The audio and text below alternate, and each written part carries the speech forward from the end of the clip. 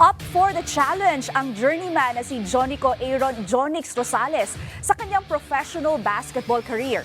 Patunay na rito ang pagpapakitang gilas ni Rosales bilang Pinoy import ng Macau Black Bears sa katatapos lamang na Leg 1 ng The Asian Tournament 2025 sa Pasig City Arena sa Iloilo.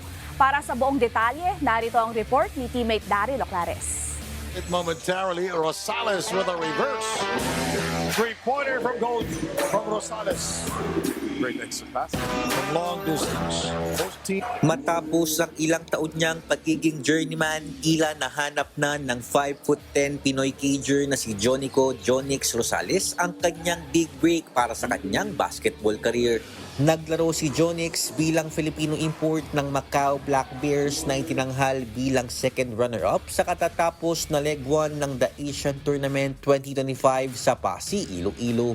Sa loob ng 5 laro para sa Macau, nakapagtala si Jonix ng averages na 4.4 points, 2.4 assists, 2.4 rebounds at 0.4 steals. Pinakamagandang performance ni Jonix sa torneo ang kanyang naging laro kontra sa Long Lions nitong Huwebes kung saan siya nakapagtala ng 12 markers 2 times at 4 boards. Sa kabila man ng pabago-bagong ihip ng hangin sa kanyang karera, nagawang makapaglaro ni Jonix sa Maharlika Pilipinas Basketball League o MPBL at naging 59th pick ng Northport Batang Pier noong Season 46 PBA Draft. Sa panayam ng PTV Sports sa 30-year-old floor general, sinabi niyang malaking bagay para sa kanya ang mapabilang sa Black Bears. Anya, ito ang unang beses na nakasama siya sa lineup ng isang foreign team.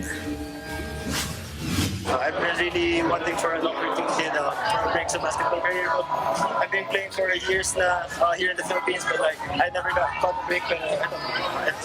I can say that it's beyond grateful. I'm really thankful for this especially this moment. Hanggang pag-retire ko, hindi ko makakalimutan.